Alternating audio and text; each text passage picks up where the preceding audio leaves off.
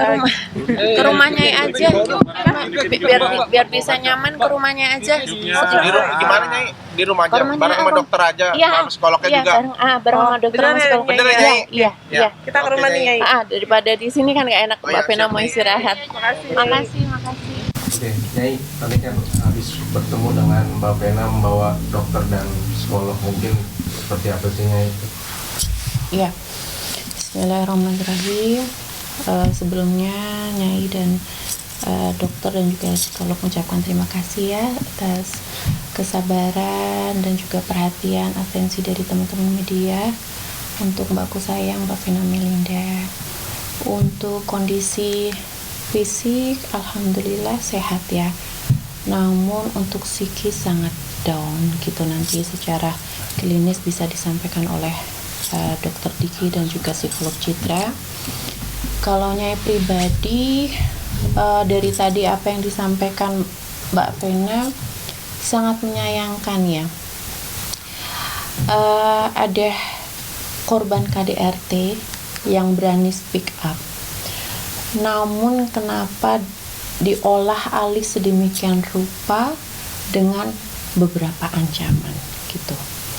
Jadi apa ya, yang seharusnya Mbak Vena sedianya bisa step by step merilis semua rasa trauma dan depresi itu, namun beberapa terakhir ini malah dipicu lagi triggernya dengan kembali mengenang trauma-trauma dan ada beberapa ancaman-ancaman. Dan kita kan perlu kita prioritaskan adalah main case di sini adalah KDRT Mbak Vena, tanpa perlu dipush lagi untuk dari psikisnya. Jadi Nyai pribadi sangat menyayangkan, dan tadi Mbak Vena juga sangat tidak terima, sangat sedih, sangat nggak terima.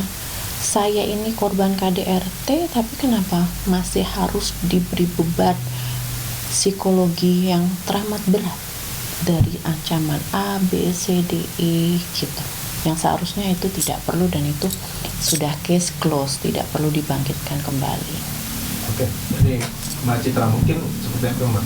Sebagai spiritualog tadi Mbak Vena sendiri. Oke, paling yang saya bisa cerita, jadi dari hasil asesmen kemarin, ini memang ada depresi cukup berat ya. Terus pastinya dia punya rasa bersalah sama dirinya sendiri juga, sama keluarganya, kenapa ini bisa sampai terjadi sama dirinya Mbak Vena. Punya kecemasan yang tinggi, apalagi karena kejadian ini. Dan ternyata kemarin waktu yang pertama kita kesana sebenarnya udah mulai agak lebih stabil ya. Betul, udah mulai agak lebih stabil. Tapi kita juga baru tahu tadi ternyata ada mendapatkan ancaman ya, dan itu mempengaruhi lagi karena memang kecemasannya ini cukup tinggi, mudah merasa gelisah, terus pola tidurnya juga sempat terganggu, mengalami kejadian yang traumatis. Dan kalau misalnya dia tiba-tiba lagi ingat sama kejadian ini ya dia jadi stresnya muncul lagi, sakit kepala, di fisiknya juga muncul lagi gitu, jantung berdebar tadi juga ada ya dok ya, tapi sudah banyak berkurang sih gitu paling. Nah tadi kan kata Mbak Citra mendapat ancaman dan pola tidur berkurang, mungkin itu ancaman dari keluarganya atau itu saya malah baru dengar tadi sih ceritanya gitu, maksudnya mendapatkan ancaman dari keluarganya. Betul, jadi ada suatu opini yang akan dibangun oleh pihak dari Mas Ferry, di mana memang itu seyogyanya tidak ada dan itu tidak ada korelasinya. Jadi di saat ini seperti ada bargaining point gitu, dan ini sangat disayangkan. Seharusnya seorang korban KDRT yang berani speak up itu kan harus diapresiasi dan harus didukung secara psikologi. Tapi kenapa dari pihak yang berlawanan bukannya bersimpati, berempati, meminta maaf secara pure dari hati, secara ikhlas, tapi kenapa mesti harus ada intrik-intrik yang disampaikan sehingga merusak kembali dari psikologi Mbak Vena gitu. Nah, ancamannya itu berupa apa sih? Kalau In detail tidak bisanya sampaikan karena kan ini privasi Mbak Vena. Cuman ada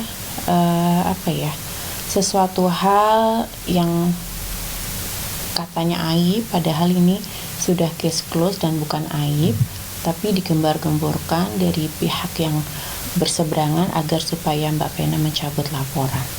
Apakah itu terkait apa dengan yang dipukul itu dengan Syaman? Kalau tadi sih Mbak Vena nggak mau menyampaikan secara detail dan Nyai sangat menghormati karena Nyai juga pernah di posisi Mbak Vena, tidak bisa Nyai pada saat kasus Nyai bisa share 100% kepada siapapun, event itu kepada sahabat Nyai. Jadi Nyai memberikan ruang, memberikan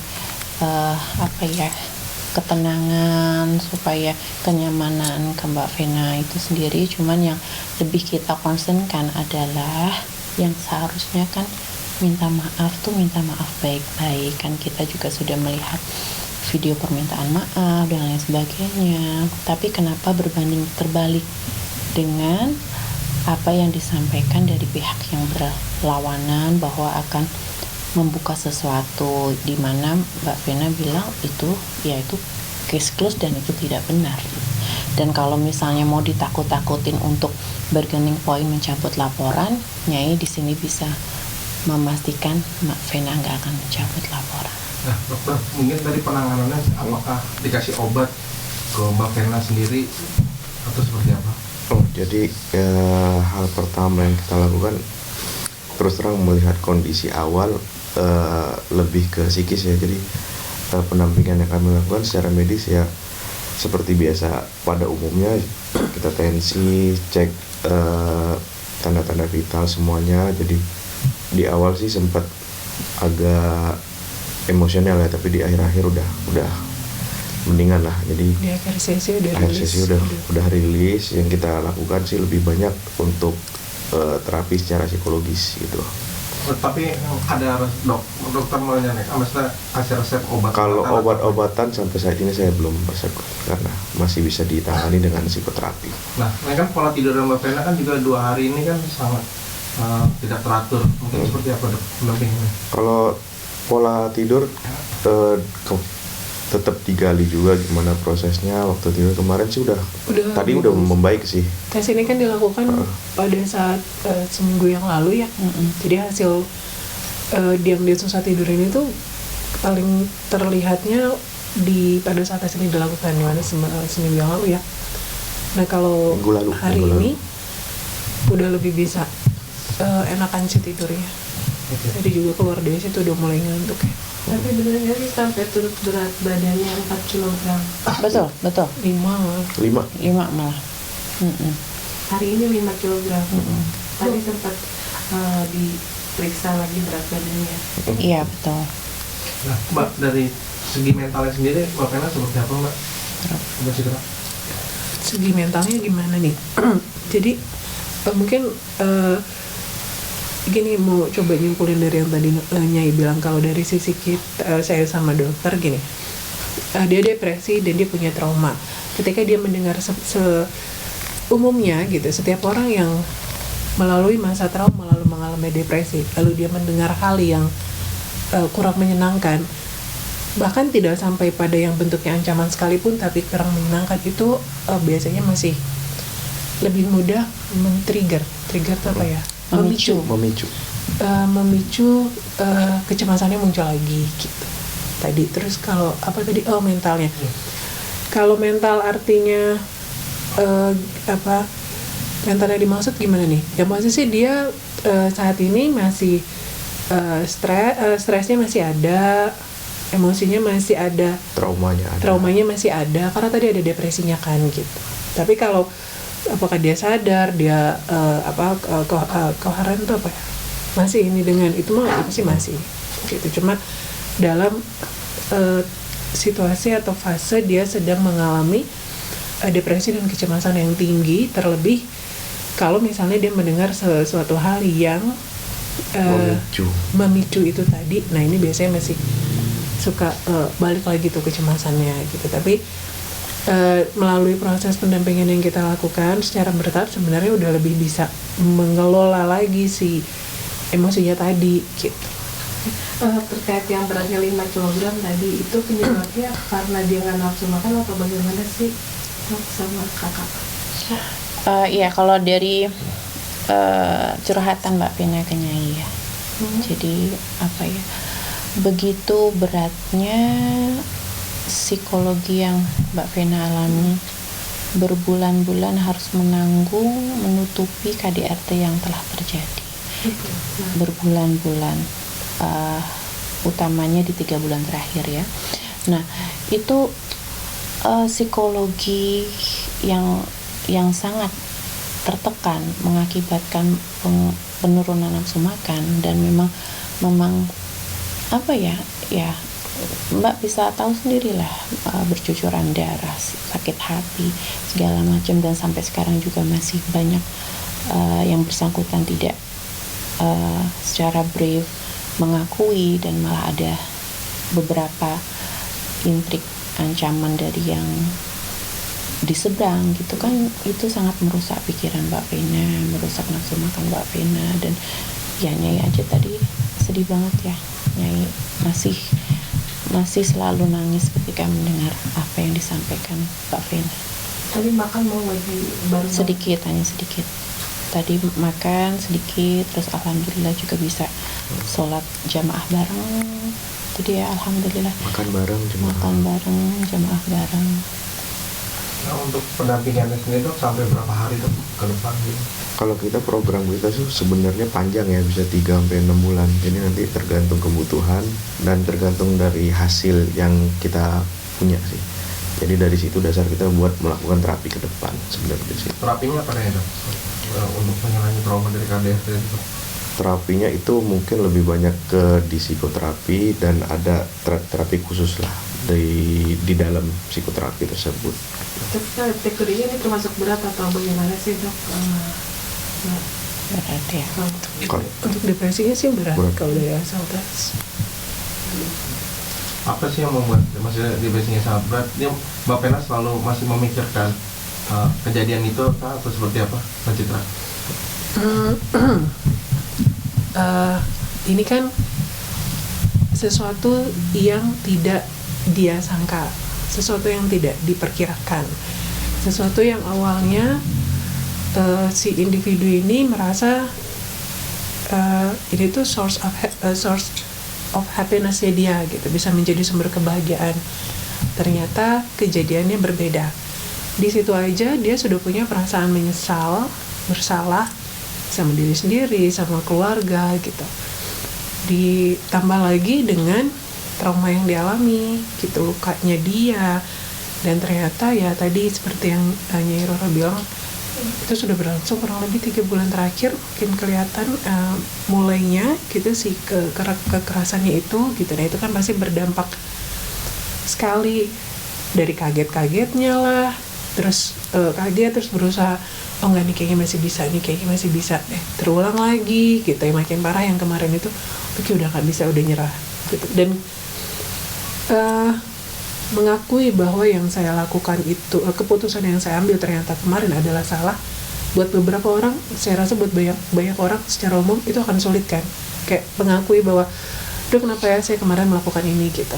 Itu juga sesuatu yang berat kan gitu. Nah jadi kumpulan dari hal-hal tersebut itu mengakibatkan membuat dia mengalami trauma dan mengalami depresi gitu. Ada penyesalan nggak sih dari Tante Vena tadi Nyai atas pernikahan yang bersama Ferry? Sangat menyesal. Ada tadi statement itu. Iya, sangat menyesal dan sangat merasa bersalah kepada pihak keluarga. Besok kan ada jadwal ke Surabaya ya. Betul. Nah, Mbak Venanya sendiri mau datang atau nih? Insya Allah hari Kamis pagi didampingi bapaknya Mbak Vena, lalu ada beberapa saksi dan juga Bang Hotman. Kalau Nyai sendiri berencana untuk mendampingi atau? Nyai ingin sekali ya, cuman Nyai masih punya baby sultan, masih harus memberikan ASI, jadi ya Nyai doakan dan Nyai support selalu Mbak Vena. Nyai kan mengatur penjadwalan psikologi dari Mbak Vena ini dengan support atau seperti apa sih Nyai gitu? Oh iya, dari awal Nyai sangat support. Sebelum kan Nyai memang cerita ke Mbak Vena kalau Nyai sampai dengan detik ini belum bisa merilis 100% atas semua sakit hati Nyai, depresi Nyai. Jadi Nyai masih terapi dengan psikolog Bu Citra, dokter Diki dari Behaviors dan tim semua Behaviors itu luar biasa support Nyai. Dan Nyai menyampaikan kepada Mbakku Sayang, jikalau Mbakku Sayang membutuhkan terapi seperti yang Nyai jalani saat ini, Nyai dengan senang hati akan mengaturkan kepada Mbak Vena sebagai bukti rasa cinta dan juga simpati Nyai kepada Mbak Vena, karena apa yang Mbak Vena rasakan sekarang persis dengan Nyai yang rasakan tempo hari. Tadi kan dari sore ya Nyai ya, betul, terapisnya itu dan sampai malam itu bilang agak lama. Itu hasilnya kalau menurut Nyai bagaimana, apakah sudah kenal atau belum saat Nyai tinggal? Oke, ini secara dari sebesar seorang Nyai ya. Kalau untuk in klinis kan Bu psikolog sama Pak dokter yang akan menjawab. Kalau dari sisi Nyai gimana ya Mbak ya, up and down ya. Jadi Mbak Vena berusaha keras untuk menghealing, dari Nyai dan juga tim Behaviors juga berusaha keras untuk menghealing. Cuman kita tidak bisa memunafikan apa trigger-trigger itu yang terjadi di sekitar Mbak Vena. Jadi ya ketika Nyai pulang, kita pulang tadi ya happy, maksudnya bisa ngobrol, bisa kita temenin maam, alhamdulillah mau maam, bisa sholat bareng gitu ya, menghealing pelan-pelan. Cuman ketika beliau sendiri gitu akan muncul kembali, jadi bisa disampaikan ya masih belum bisa stabil, dan mohon maaf sekali ya kepada yang ada di seberang, mohon jangan lagi memicu psikologi Mbakku Sayang bisa menjadi down lagi. Jangan ditekan-tekan hanya untuk mencabut laporan, itu sangat tidak gentle menurut Nyai. Tapi keluarga dari Kak Ferry sendiri masih mau hubungi Mbak Vena atau seperti apa? Maksudnya gimana? Maksudnya untuk negosiasi gitu? Untuk dari keluarga Mas Ferry maksudnya? Gitu. Oh, kalau untuk itu secara detailnya tidak tahu, dan Nyai memang tidak mau tahu. Nyai lebih fokus kepada dari sisi sahabat yang ingin menyembuhkan secara sisi mental dan ingin mensupport secara psikologi gitu. Jadi kalau untuk hal itu bukan di kepentingan Nyai, bukan di ranah Nyai. Yang pasti Nyai ingin Mbak Vena cepat sembuh dan cepat kembali beraktivitas, happy, sehat lahir dan batin. Tentang video Ferry yang menangis sempat di podcast Bingsu itu, Tante Vena sempat ngeliat nggak sih Nyai, dan apa tanggapan beliau kalau memang ini dia melihat? Oh iya, Mbakku saya memang melihat, karena kan itu udah menjadi konsumsi publik ya. Dan kalau misalnya kemudian dari pihak seberang mensomasi Denny Sumargo, yaitu monggo sah-sah aja, dan alhamdulillah kan Mas Denny Sumargo sudah meminta maaf, yaitu ya sah-sah aja. Kalau menurutnya sih tidak ada korelasinya dengan Mbak Vena ya. Jadi tapi melihat Ferry yang menangis minta maaf itu, dari Mbak Vena itu gimana, merasa feel atau bagaimana ini? Saya tidak mau menyimpulkan apapun, yang pasti laporan tidak akan dicabut, proses hukum akan terus berjalan, dan ya apapun yang disampaikan oleh Mas Ferry ya itu sah-sah aja, mau membuat video atau membuat permintaan maaf seperti apa, cuman tidak selaras dengan ancaman yang baru Mbak Vena dapatkan. Dok, tadi kan dokter sudah memeriksa Mbak Vena, karena ada berita yang beredar bahwa Mbak Vena sudah mengandung 3 bulan. Itu benar nggak sih dok? Tidak ada. Jadi tidak benar. Tidak. Itu tidak benar. Sejauh ini pemeriksaannya untuk kandungannya sendiri enggak berarti? Tidak. Oke, udah cukup. Udah. Ya. Oke.